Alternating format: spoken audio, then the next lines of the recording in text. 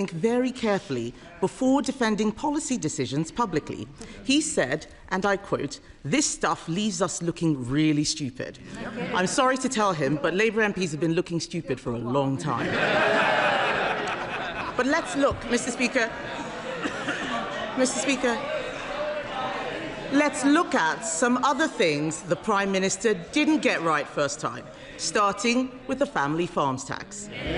Some farmers were so terrified they sold their farms last year only for the Prime Minister to U-turn 2 days before Christmas. Will he apologise for the misery he's caused countless farmers? Prime Minister. Mr. Speaker, the principle we put in place on inheritance tax is the right one. We listened, we made an asterisk. But what we're doing is turning the country around. Yes, we've changed the country. We've changed the failed approach of the last Tory government. They crashed the economy and sent mortgage rates through the roof. They left millions stuck on NHS waiting lists. They presided over the worst Parliament for living standards on record. Now we're turning that around. We're changing that. Inflation and interest rates are coming down. Waiting lists are coming down. Wages are up more in the first year of a Labour government than 10 years of the Tory government. But I understand, Mr. Speaker, that she's taking advice on change. She had Nadeem Zahawi in to ask his advice how to change and how to save her party. Please don't tell me she listened to his accountant.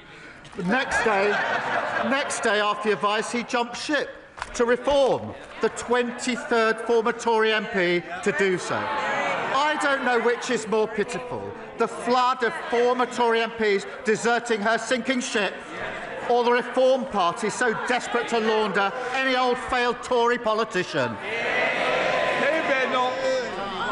Mr. Speaker, the Prime Minister doesn't need to worry about me. I'm all right.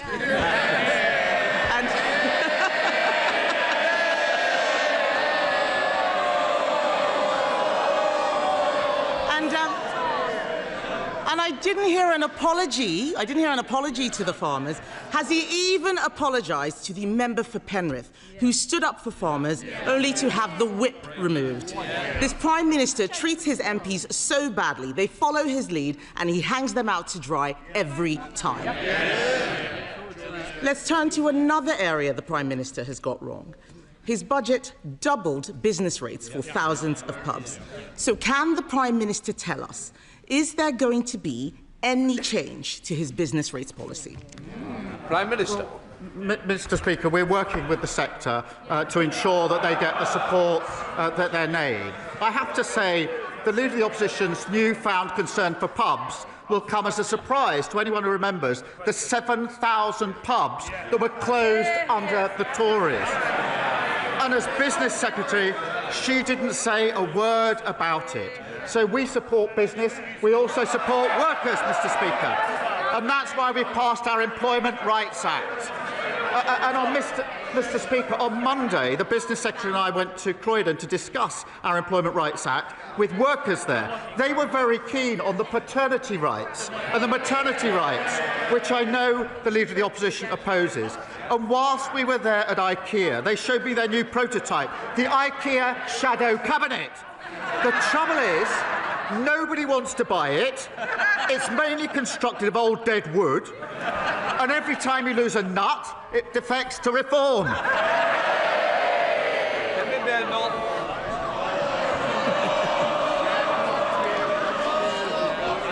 Mr. Speaker, he didn't answer the question about business rates. It sounds like he doesn't know what his policy is. And this has been a farce from start to finish. On Monday, the Business Secretary said the Chancellor did not even realise the impact of her business rates policy. No surprise there.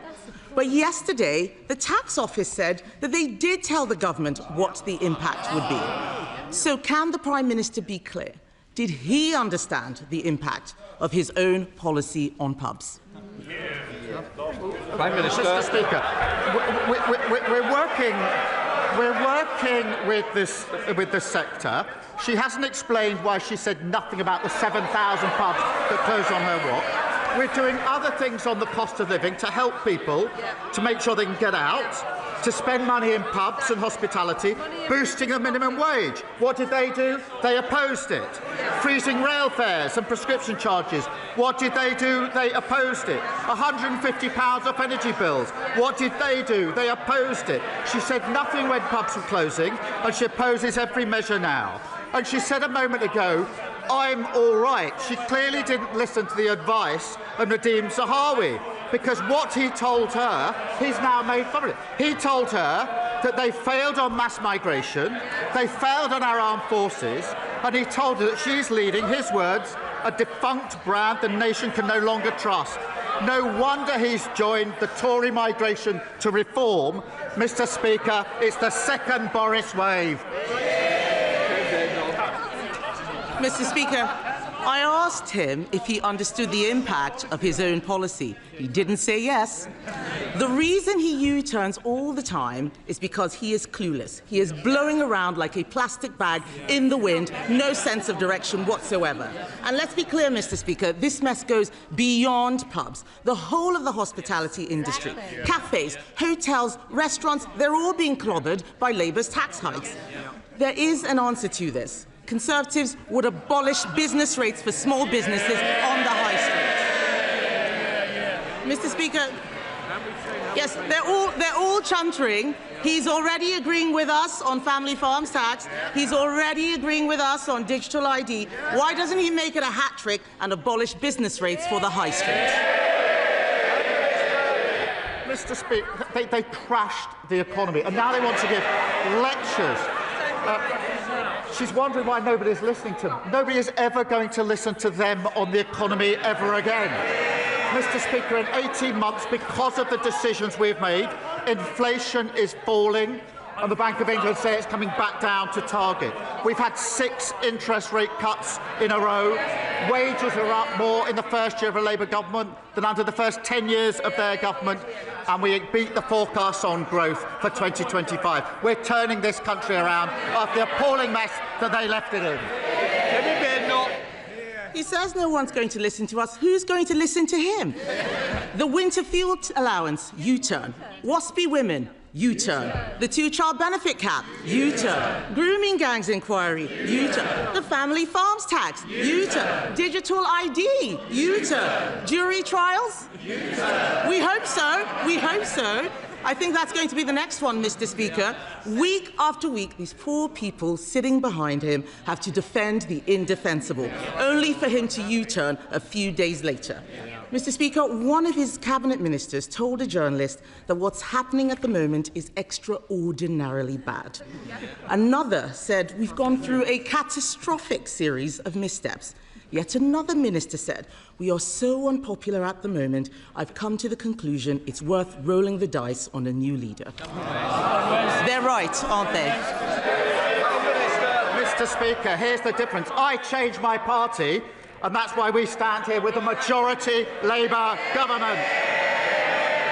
She sits there with her party that lost 2/3 of their MPs at the last election, and she's losing more every week. They're queuing up to join the member of Clacton's laundry service for disgraced Tory politicians. Meanwhile, inflation is down, wages are up, and waiting lists are down. Labour's turning the corner and changing this country for the better.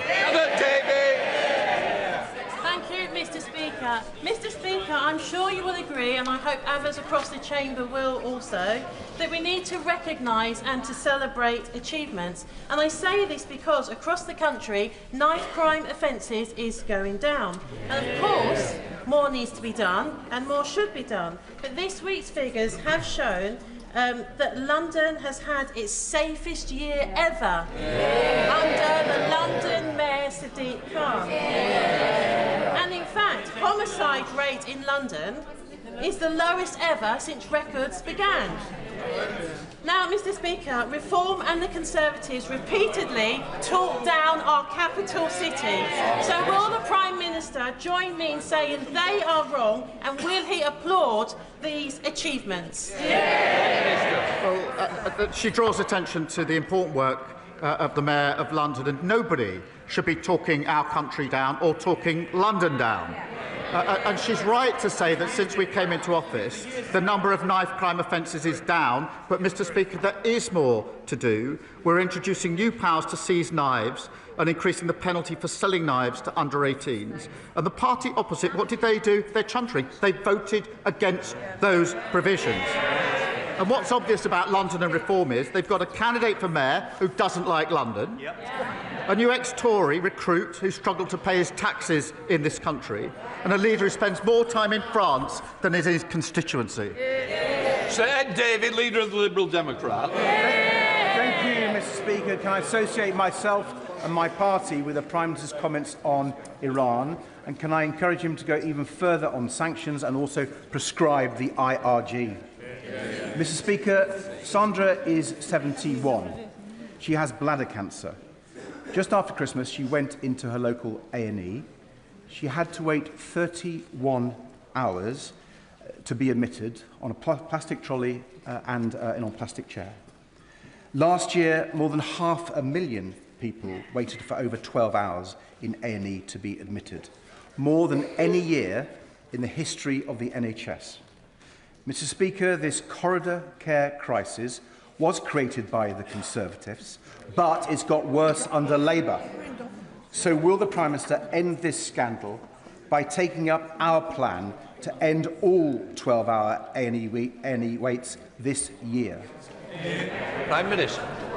Can I first say through him to Sandra that that's simply not acceptable for her or for anybody else, and I'd appreciate if he passes that on to her directly. We have put record investment into the NHS so we can turn this problem around, and we are turning it around. I would say to him that he puts forward his plans for change, but he never votes for the increase in investment and the measures that are needed to actually put that into practice. You can't change things without investing in them. You can't call for change and vote against a budget that puts a record investment into the NHS. Sir Ed Davey. Mr Speaker, we saw what happened to the last government when they failed to improve the NHS, and if the Prime Minister is not careful, that will happen to his. Mr Speaker, last month I asked the Prime Minister to get a grip of South East Water, who'd left thousands of people in Royal Tunbridge Wells without water. Now it's happened again, not only in Tunbridge Wells, but in East Grinstead, Burgess Hill, Haywers Heath, and other parts of Kent and Sussex. Families, pensioners, schools, care homes, businesses without any water since Saturday. And the water company bosses involved now stand accused of misleading Parliament over their failures. Mr Speaker, South East Water keeps failing its customers over and over again. So will the government immediately strip them of their licence? Prime Minister. Can I thank him for raising this, because the situation is clearly totally unacceptable. He will want to know that ministers have chaired daily emergency meetings to hold the company to account, to deliver on the change that's urgently needed at the moment in all the areas that he mentioned. We've also doubled the compensation rates for individuals and businesses, and we're absolutely clear the company must urgently invest in infrastructure, and we'll publish the Water White Paper in due course, but we are holding those daily meetings to hold this company to account. Dr Maria Timble. Thank you, Mr Speaker. I'm delighted by today's Northern Powerhouse Rail announcement. A down payment on the north of England's future.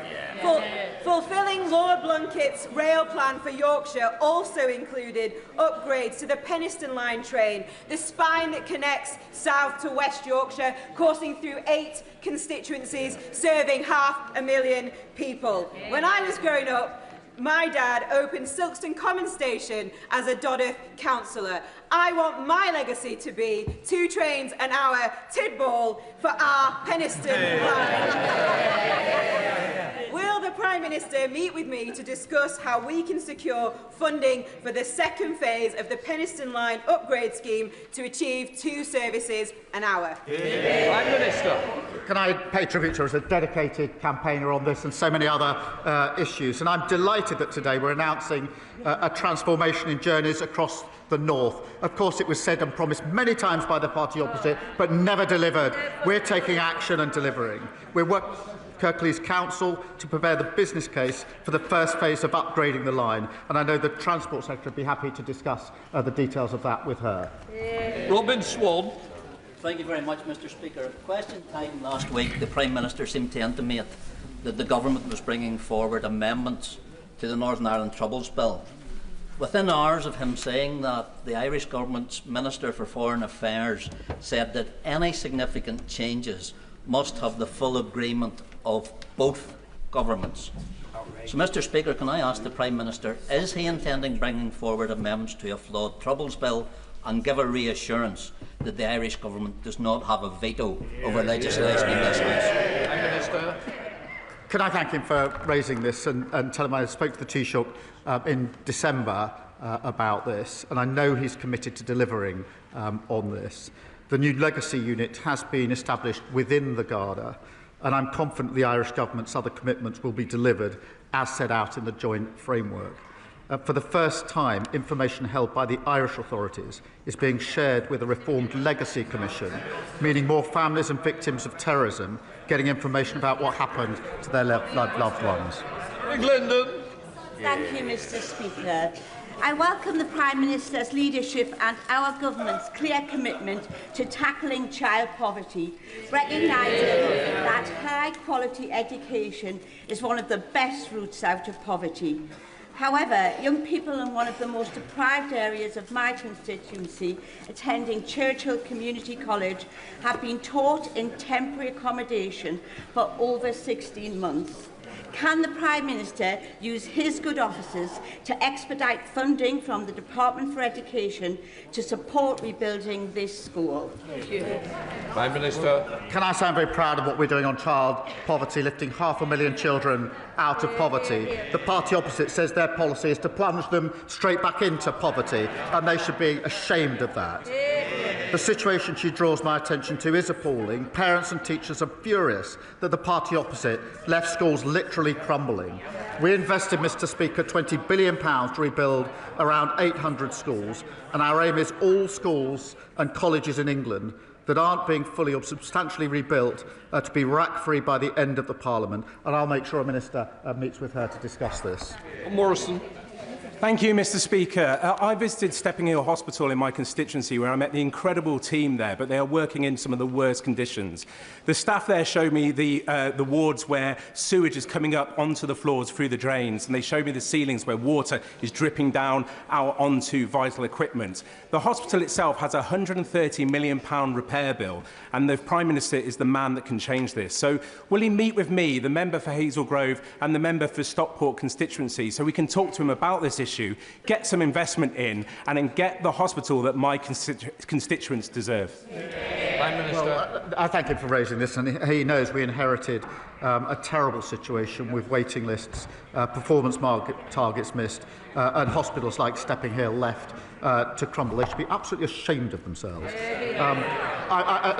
I'm pleased the new outpatients building is open, and because of our decisions, the local trust will receive £75 million in capital funding. Progress is being made. His local trust has seen waiting lists fall by almost 3,000. The number of waits over a year is down by 67%. I will make sure he gets the meeting that he wants to discuss the details further. Emily Darlington. Thank you, Mr Speaker. If reports are correct, Elon Musk has climbed down today under pressure from this government. And let's be clear, stripping women naked without consent in real life or online is abuse. But we don't know whether to trust what X is saying today, and this isn't just happening on X. So will the Prime Minister join me and men and women across this House and our nation to say to any app and to any AI company that we will not tolerate and we will enforce any abuse of men, women or children in this country? Can I thank her for raising this? The actions of Grok and X are disgusting and they're shameful. And frankly, the decision to then turn this into a premium service is horrific. And we're absolutely determined to take action here. We've made it clear that X has to act, and if not, Ofcom has our full backing and will introduce and are introducing legislation. Mr Speaker, to update the House, I have been informed this morning that X is acting to ensure full compliance with UK law. If so, that is welcome, but we're not going to back down. They must act. We will take the necessary measures. We will strengthen existing laws and prepare for legislation if it needs to go further. And Ofcom will continue its independent investigation.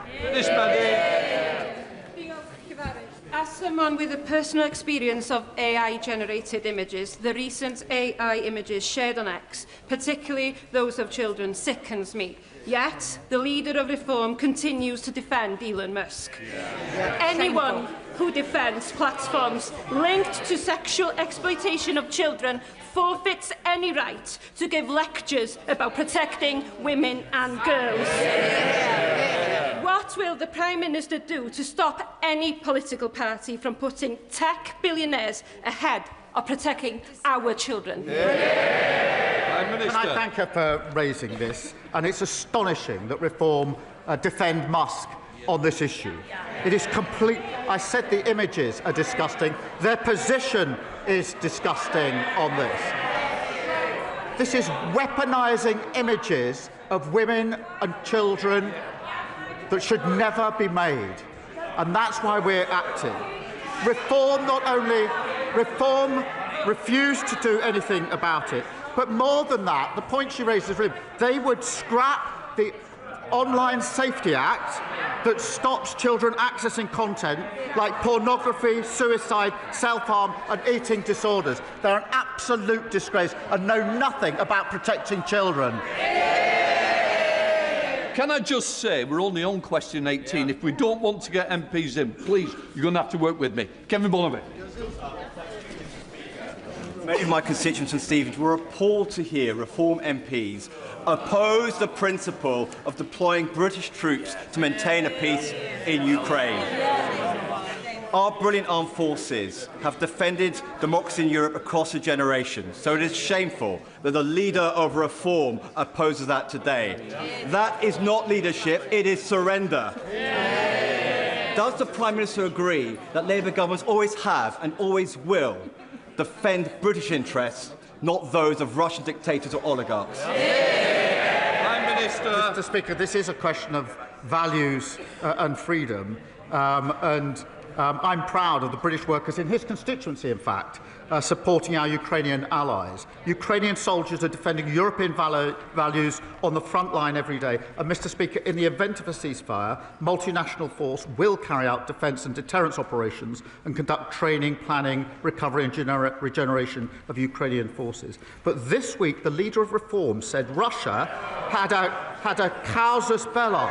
That means a justification for war in invading Ukraine. A Putin apologist using Russia's talking points. Lewis Cocking. Thank you, Mr Speaker. The world is becoming more dangerous every single day, and the Ministry of Defence has said it needs an extra £28 billion to keep us safe. Well, I know where the Prime Minister can find it. Stop this nonsense Chagos Island surrender policy and spend that money on protecting the United Kingdom. Will the Prime Minister commit to that, or will he continue to put the interests of foreign governments and countries above our own? Diego Garcia is a vital military base with important capabilities of our own. It's integral to our security. Our decision was welcomed by our allies, the Five Eyes, India and the United States. It was opposed by our enemies, including Russia. Now we can add the Tories to that list and Reform to that list. The Tories following Reform, Reform following Putin. Yasmin Qureshi. Thank you, Mr Speaker. Mr Speaker, I would like to offer my condolences to the families of the 4 people who died in the road traffic accident which occurred over the weekend in my constituency. Mr Speaker, families in Bolton South and Walkden are already benefiting from this Labour government's action on free school meals, free breakfast clubs, 30 hours funded childcare, scrapping of the two-child limit, taking nearly 500,000 children out of poverty. But in Bolton, South and Walkden and across the country, there is a chronic shortage of social housing and genuine affordable homes. Will the Prime Minister now show the same ambition on housing and commit to a major expansion of social housing? Prime Minister. Can I just say that my thoughts, and I think the thoughts of the whole House, will be with all those affected by the terrible road traffic accident in her constituency over the weekend, and our thoughts with all of those so awfully impacted. On her question, we are determined to restore the dream of home ownership. That's why there's been £39 billion of investment to deliver the biggest boost in social and affordable housing in a generation. Through planning reforms, the New Homes Accelerator and New Towns, we're determined to deliver the homes that people need. Dr. Luke Evans. Thank you, Mr. Speaker, and I welcome the Prime Minister's commitment to the violence against women and girls strategy, but I and many have concerns about stigmatising young boys, men and masculinity as inherently toxic, especially when suicide is the #1 killer for young men. So is it about time that we have a Minister for Men and Boys? Because this is about women and men, not women or men. Prime Minister. Can I thank him for his support on what we're doing on violence against women and girls?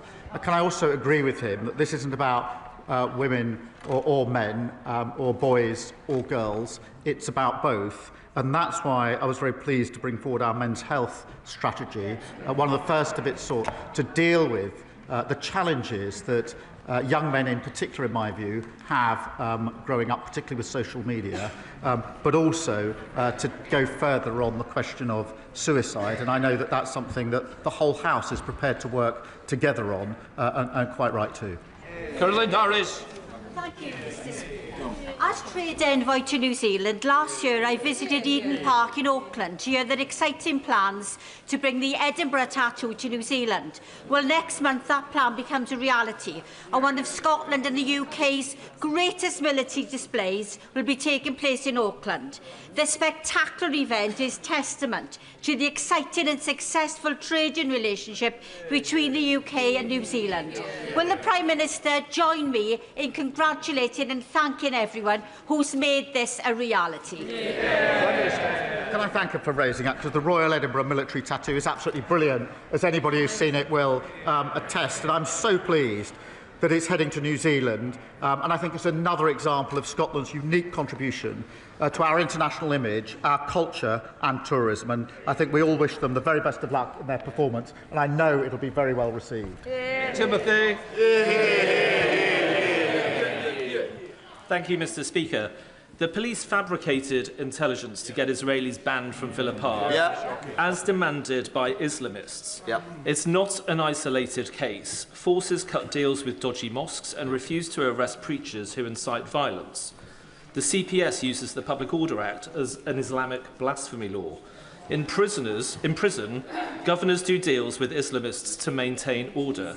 And we all know about the rape gangs. So will the Prime Minister launch a review of the corruption of our criminal justice system by Islamists and the politics of communalism?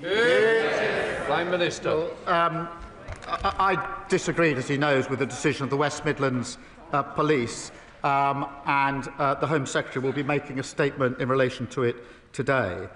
Mr. Speaker, the Home Secretary used to have power to remove Chief Constables. That power was stripped by the 2011 Police Reform Act. The honourable member knows who was making decisions in the Home Office at the time. It was him, working for Theresa May, that stripped that power away.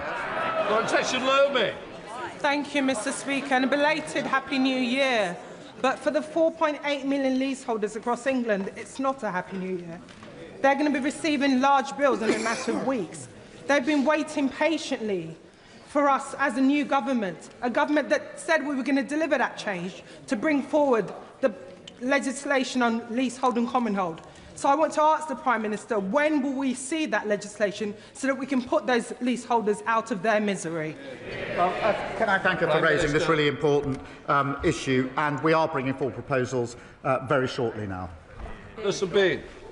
Thank you, Mr. Speaker. 35,000 children, including my constituent Clover, live with uncontrolled, life-threatening epilepsy. Those who can afford it are already benefiting from prescribed medical cannabis, yet families face endless delays, confused trials, and a Home Office process designed for criminal misuse, not healthcare. Will the Prime Minister meet with me and affected families to move paediatric medical cannabis out of Home Office control, create a pathway for proper trials and NHS access, and ensure that all children with life-threatening epilepsy get the care they deserve, regardless of their family circumstances? Well, can I thank you for raising the case of Clover? NHS England and the National Institute of Health and Care Research recently agreed funding for 2 world-first clinical trials relating to the use of cannabis-based products. This could help see medicines more routinely available in the NHS, and I'll make sure that she gets the meeting that she wants with the relevant minister to discuss what else we're doing. Helena Donovan. Thank you, Mr. Speaker. The people I represent are fed up with Southern Water, from sewage to broken pipes and water outages, even on Christmas Day. In November, millions of plastic beads washed up on our beaches, and we discovered they'd come from a Southern Water treatment plant.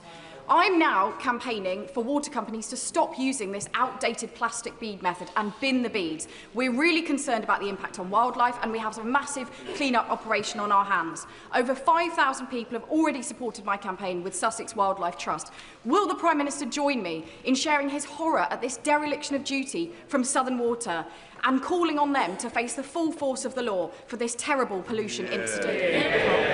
Can I credit her with helping expose this scandal and working with her and everyone in her community, volunteering to clean up the beaches? That is the very best of who we are. But people are right to be furious that for far too long water companies were allowed to get away with polluting our seas and beaches. The Environment Agency are leading a full investigation, but we are more generally ending unfair bonuses for polluting water bosses, abolishing Ofwat and introducing tougher penalties, holding companies to account. Then a message. Mr. Speaker, ahead of the forthcoming consultation on local government reorganisation, last month Huntingdonshire District Council voted for option E, a Huntingdonshire Unitary Council. This was a cross-party view, and the Prime Minister's own Labour councillors voted in favour of it. There is a suspicion locally that the government favours option D, proposed by the Labour Eastern Regional Office, which would see Huntingdonshire and my constituency split in two and combined with Peterborough. Can the Prime Minister offer assurances to my constituents and those across Huntingdonshire that the decision isn't already a done deal and that the democratic will of Huntingdonshire District Council won't be overridden to satisfy an unelected Labour regional office? Prime Minister. There are no done deals here. We're going through the proper process. Thank you, Mr. Speaker. The staff at West Herts Teaching Hospitals Trust, which operates Watford General in my constituency, have been very busy bees. They have recently won Trust of the Year and Performance Recovery at the 2025 Health Service Journal Awards. Will the Prime Minister join me in congratulating the amazing team at Watford General and thank them for all the hard work that they have done to achieve this admirable accolade? Imagine what further achievements that they will make when they have their new hospital and new facilities. I will join him and thank the staff in his hospital, but also the NHS staff across the country who worked so hard over Christmas and New Year, which is notoriously a difficult time. That completes Prime Minister's questions. Let the front benches change over.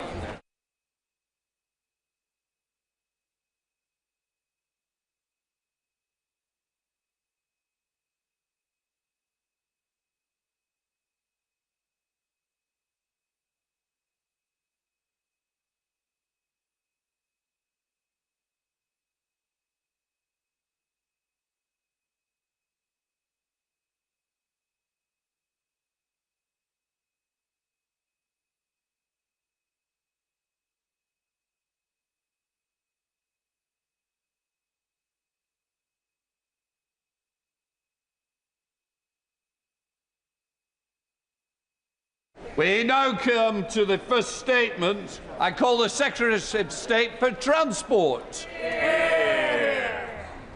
Mr. Speaker, I'd like to make a statement on the government's plans for Northern Powerhouse Rail. I realise I'm not the first minister ever to talk about transforming infrastructure in the north of England. I get why people there are sick to the back teeth of Westminster politicians promising the earth and delivering absolutely nothing. Parties, whether the Tories or Reform, who lack ambition and are either incapable or unwilling of doing the hard yards of delivery. This ends today, Mr. Speaker. It's been over a decade since the then Conservative Chancellor pledged a transport system fit for a northern powerhouse. And what came of it? HS2 to Manchester and Leeds, both promised, both axed. Rail services that have let down commuters, and a railway still reliant on diesel trains and two-track Victorian infrastructure.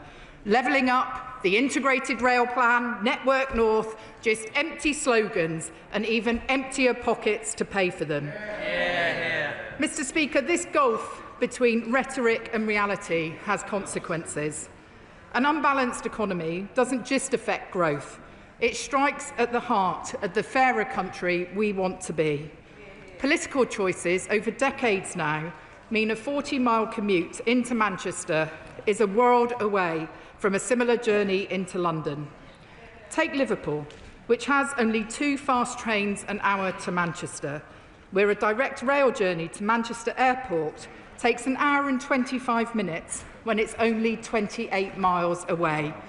Or take Leeds, still the largest city in Western Europe without mass transit, with only a third of the population able to reach the city centre in 30 minutes. Mr. Speaker, we are finally consigning this sorry political legacy to the bonfire of history. No previous government has acted as swiftly and decisively to back northern leaders. We've made the largest ever investment into local transport. We've given the go-ahead to road and rail projects across the north, and we're allocating billions of pounds in pothole funding to local leaders across this Parliament. And today, Mr. Speaker, we're going further. After years of underinvestment in the North's rail network, I am proud to announce we will deliver Northern Powerhouse Rail. This is a generational commitment, building on the ongoing Trans-Pennine route upgrade. We will invest up to a further £45 billion to create a turn-up-and-go railway along the northern growth corridor of Liverpool, Manchester, Bradford, Leeds, Sheffield, as well as York. There will be regular services onward to Newcastle and Hull, and to Chester for connections to North Wales. Make no mistake, NPR will transform how people travel, will end the hour-long waits if you miss your train, will attract more people to a railway that will be faster, more accessible and more frequent than ever before. For Northerners who have long complained about being treated as second-class citizens, my message is simple. Those days are over. Mr. Speaker, this is an ambitious long-term programme, but it is not HS2 reheated. I stood in this House last year and said we'd learnt the lessons of that infrastructure project, and I meant it. Unlike the previous government's Network North plan, which was announced without so much as a phone call to the mayors, we have been working directly with them on developing these proposals, and I'm proud to announce that every single one of those mayors is backing the plan today. I'm clear that NPR will not be a central government vanity project. It will be rooted in northern communities, designed, developed and delivered from the bottom up. We'll also take the time to get this right. That starts with agreeing mature, stable designs as well as consents, all before construction. Finally, unlike HS2, this isn't about the fastest line at any cost. Northern Powerhouse Rail will be the shoulders of this nation's rail network, improving services across the north and beyond. Let me now turn to delivery, Mr. Speaker. We are making £1.1 billion available to deliver NPR over the next 4 years. This will proceed in 3 phases, sequenced so passengers experience a better railway as soon as possible.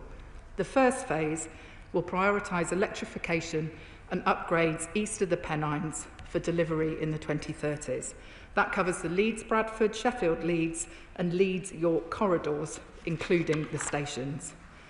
Alongside NPR, we'll develop the business case for the Leamside line as part of our broader plans for the north, and I want to pay tribute to the Honourable Member for Washington and Gateshead South, who has been campaigning on this for over 20 years. Mr Speaker, Phase 1's benefits will be clear. It means pressing forward with plans for a new station in Bradford, with funding secured to take it forward subject to business case. And it means working with local leaders on a redesigned York Station master plan. Mr Speaker, I'd like to recognise the work carried out by Lord Blunkett in his Yorkshire Plan for Rail.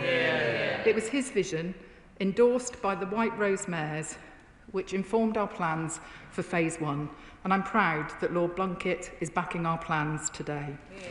Work also starts now for the second phase, west of the Pennines, with major construction planned for the 2030s. It includes a new route and predominantly new line between Liverpool and Manchester.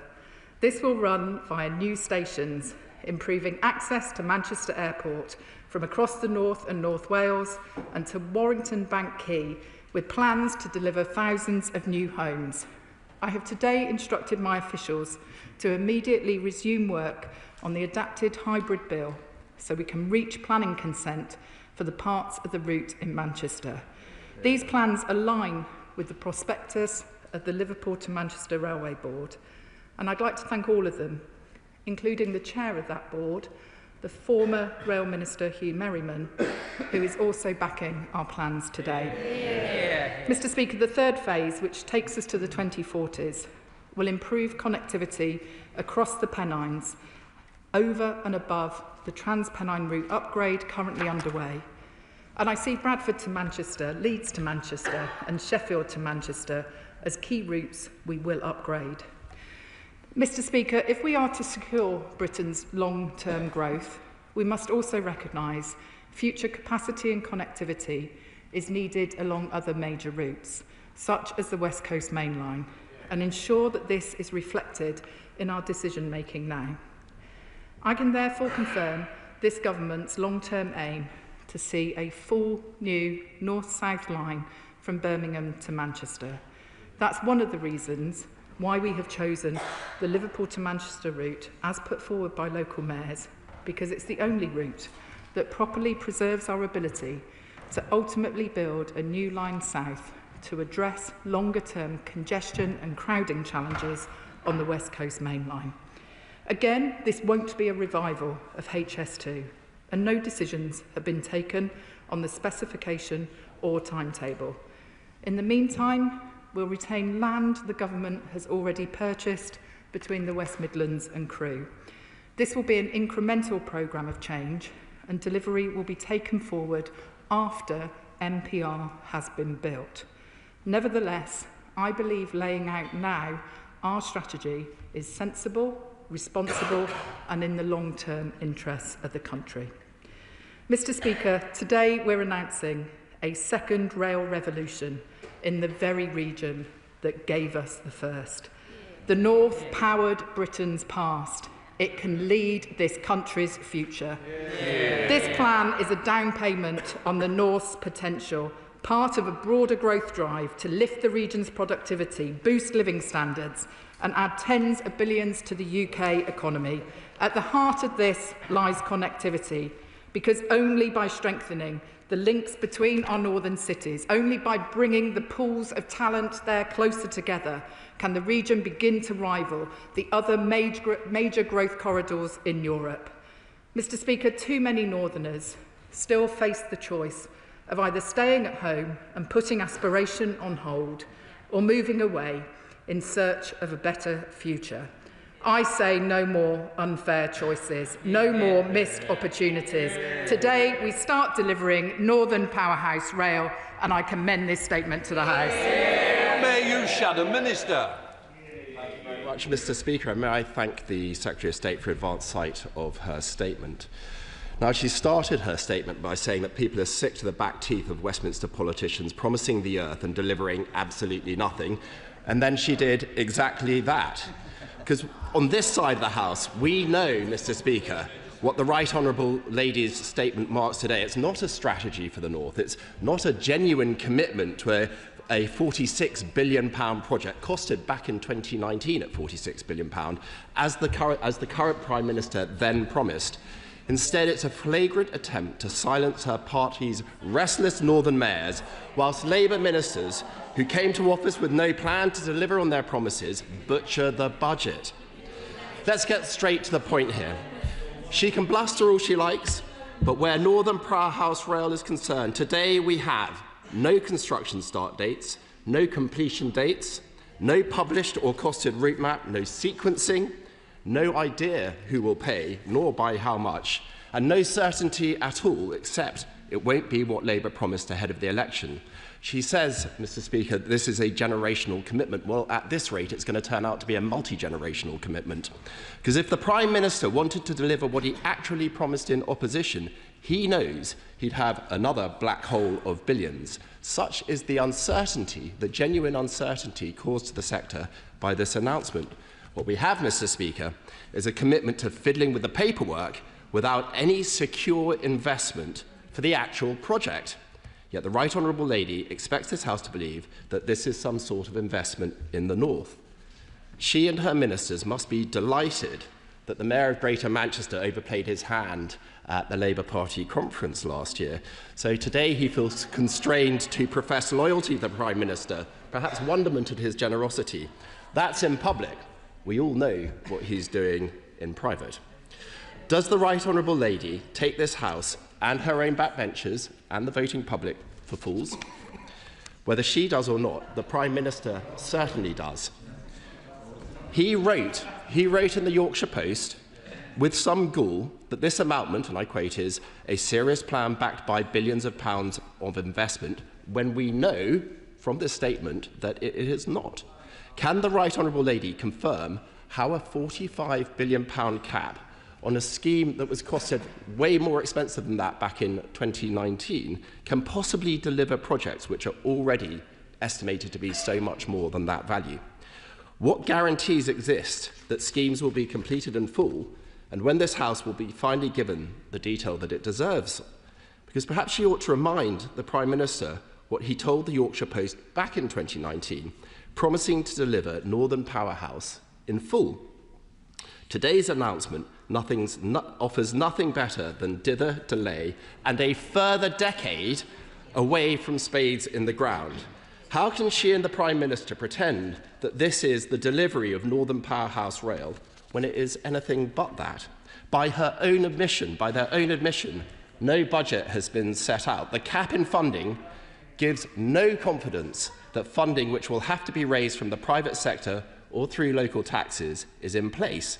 So can she tell the House which local taxes will have to rise and by how much to fill the gap created by her own £45 billion cap?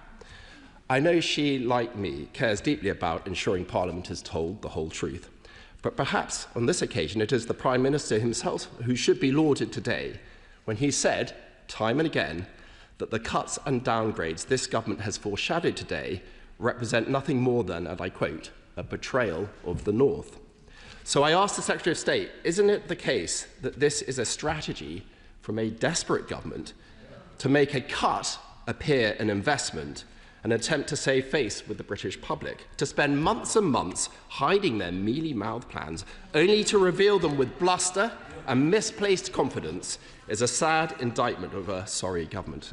To come to this House today without dates, budgets and a plan for how to raise shortfalls after the cap is frankly pitiful. To spin this as a plan for the future is a disgrace, and one of which she should be ashamed. She cannot escape the facts that her party came to power with no plan on how to deliver on their promises, and their complete ineptitude at managing the public finances means they're now having to U-turn even on those promises. If the Metro mayors and backbenchers had any backbone, then rather than genitalously jostling for position under the next Labour leader, today they'd be acknowledging the truth in what I've said and calling out this betrayal. Secretary of State.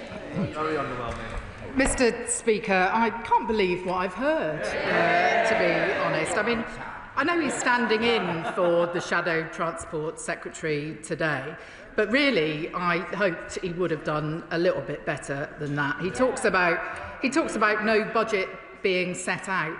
We have set out £1.1 billion to be spent over the next 4 years, far more than his government ever spent on Northern Powerhouse Rail in the 14 years they had an opportunity to make improvements to the rail network in the north of England. If that's the way they approach basic maths when we're spending over £1 billion, I can see why the public booted them out of office at the last election.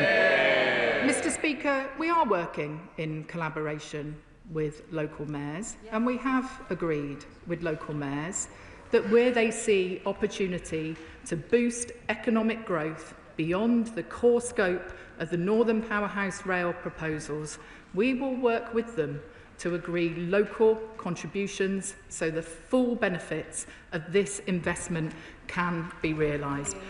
Mr. Speaker, more generally though, I think this was a classic case of the honourable gentleman writing the questions without listening to the announcement. We are delivering Northern Powerhouse Rail in full. We have set out our plans in full, we are funding NPR in full, and we will deliver it.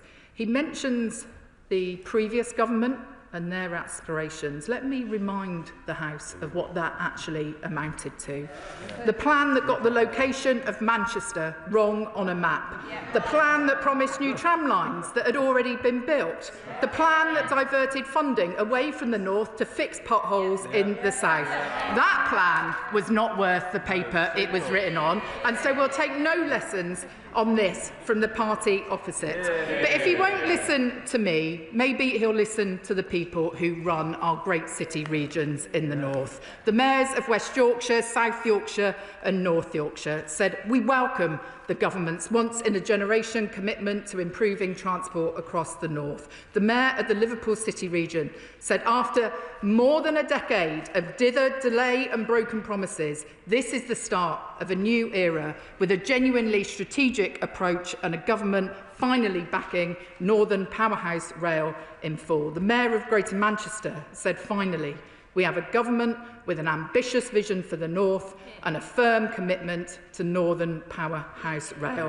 And let me quote one more person. NPR is a project I've long championed, so it is excellent to see the government backing it in full. Not the words of a Labour mayor, not the words of a Labour minister, but the words of former Conservative Rail Minister Hugh Merriman. Mr. Speaker, our plans are backed by the mayors, they're backed by business leaders, they're backed by their own former Rail Minister. That tells you everything you need to know about who is delivering for the North and who never did. Ruth Cadbury, Chair of the Select Committee. Mr. Speaker, this is another hugely welcome transport statement from the Secretary of State for Transport and her team. Today's announcement promises levels of rail connectivity for communities from Merseyside to Tyneside that will compare with that of the London travel to work area.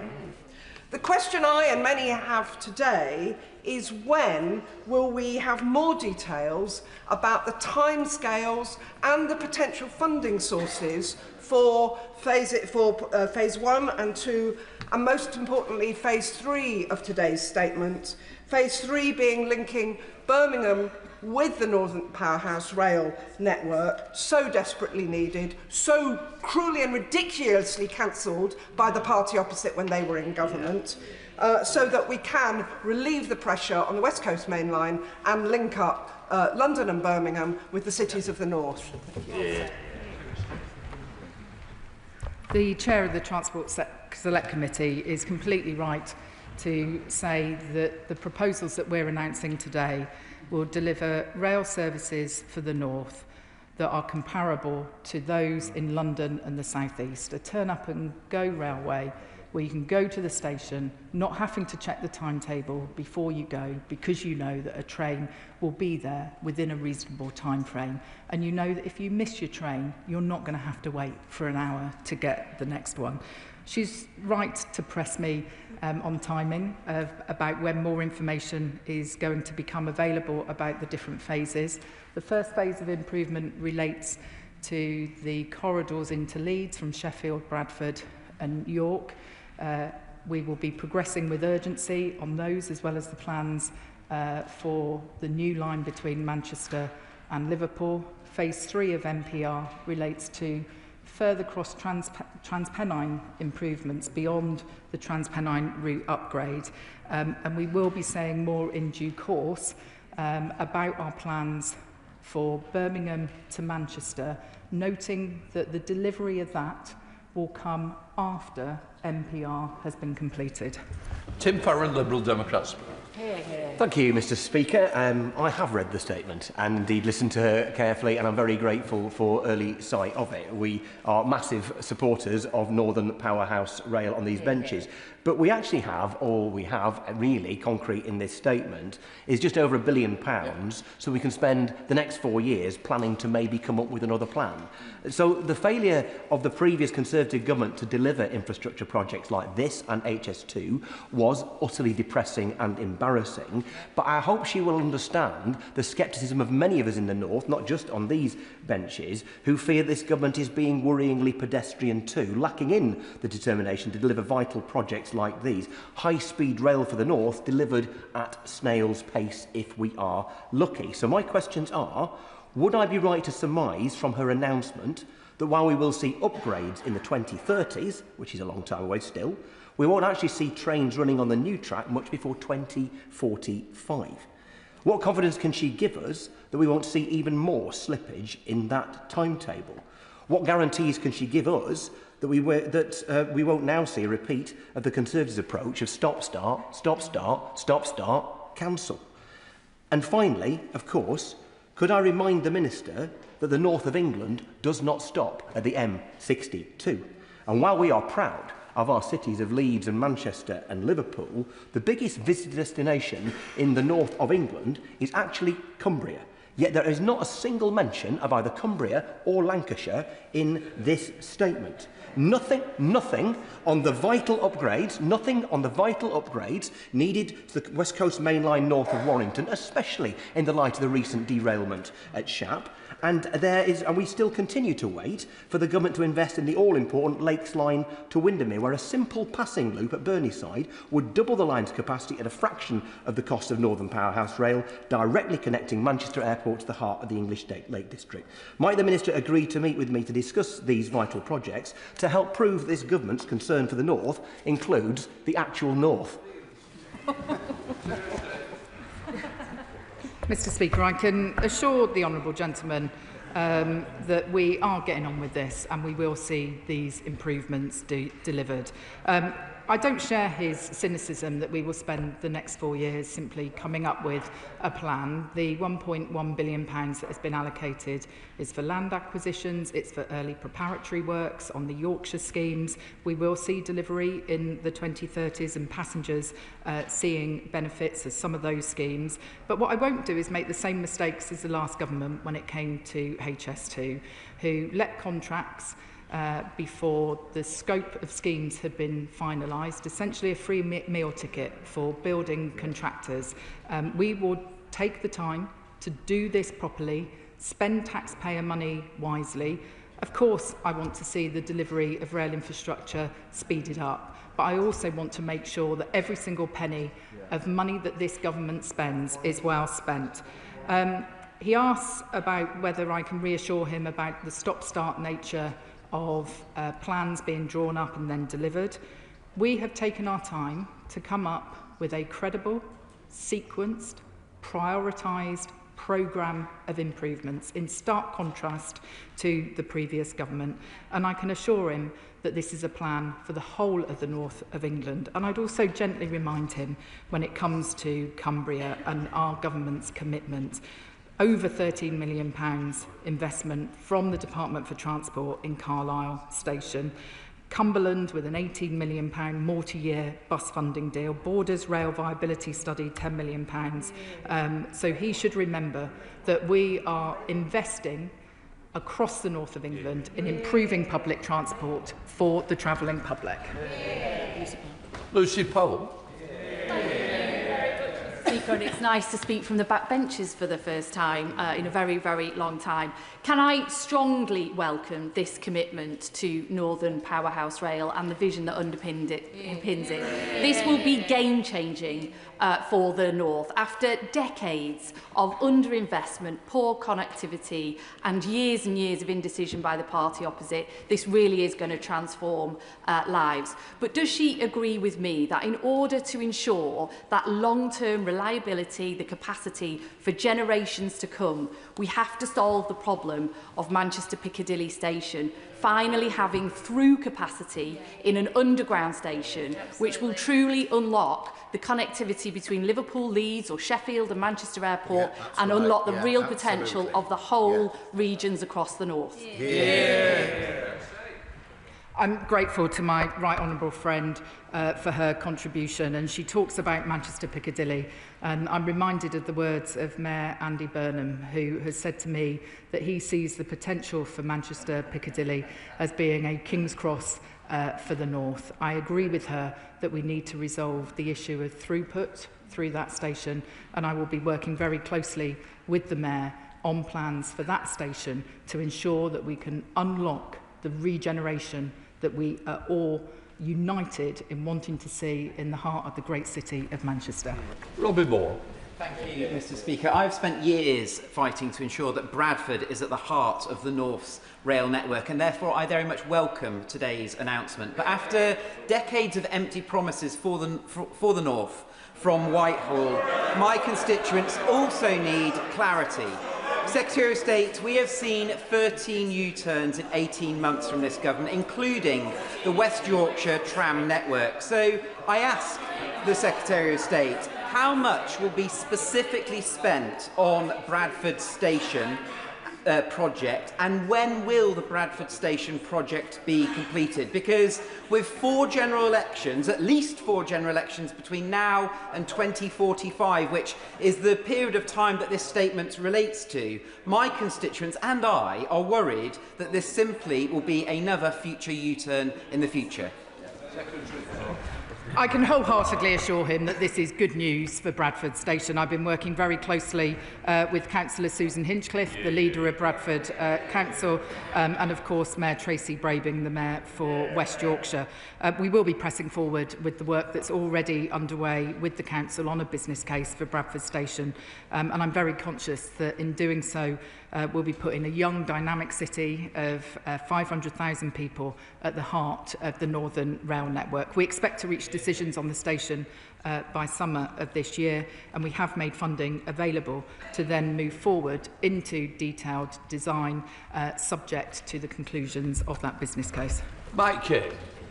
Thank you, Mr. Speaker. February will represent the 25th anniversary of the opening of runway 2 at Manchester Airport in my constituency.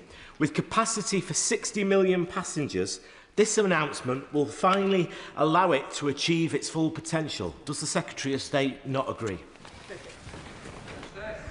I wholeheartedly agree with my good friend, and the selection of the route between Liverpool and Manchester was to a large degree determined by the importance of providing better connectivity to Manchester Airport, not just for people in the northwest, but also those travelling across the Pennines from other parts of the north of England. It has the potential to be a real generator of economic output, and I look forward to working with him further on the proposals, given how dear I know that airport is to him and his constituents.